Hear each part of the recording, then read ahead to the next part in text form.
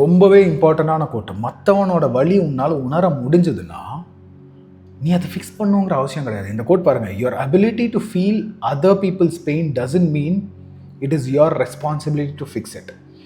இந்த வீடியோஸ் எல்லாம் பார்த்துட்டு இருக்கிறவங்க கொஞ்சம் ரொம்ப கம்மியாக பீப்புள் தான் இது பார்ப்பாங்க.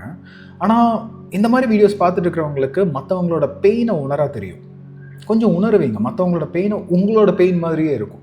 சரி, நான் இதை ஃபிக்ஸ் பண்ணியே ஆகணும்னு சொல்லிட்டு நம்ம எகிரி குதிச்சு உள்ளே போய் we will try to fix it. But as a coach, நான் ஒரு கோச் தான், 8 வருஷமாக I do counselling and coaching and all. But don't do that.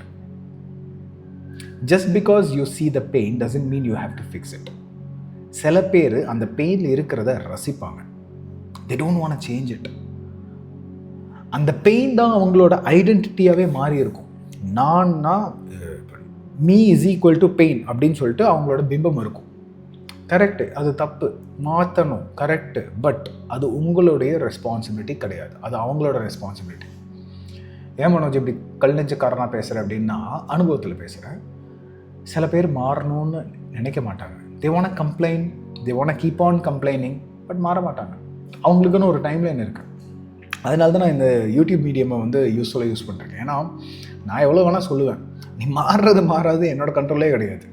எல்லாத்தையும் கேட்டு நீ மாறாமல் இருந்தால் கூட எனக்கு ஒன்றும் பிரச்சனை கிடையாது. நான் சொல்லணும்னு நினச்சா சொல்லிட்டேன். அதனால தான் இந்த மீடியம் நான் யூஸ் பண்ணியிருக்கேன். ஸோ நம்மளோட ஃபுல் டைம் ஒர்க் என்ன தெரியுமா? நம்மளை மாற்றிக்கிறது. நான் இன்றைக்கி வந்து ஒரு கொஞ்சம் நிறைய பேஜஸ் எழுதி கொஞ்சம் அடுத்த ப்ராடக்ட்ஸ் என்னெல்லாம் க்ரியேட் பண்ணலான்னு யோசிச்சு கொஞ்சம் புது புக்ஸுக்கான பிளானை நான் போட்டுக்கிட்டு நான் ஒரு பாதையில் நடந்து போயிட்டுருக்கேன். என்னோடய லைஃப்பை நான் மாற்றிட்டு இருக்கேன்.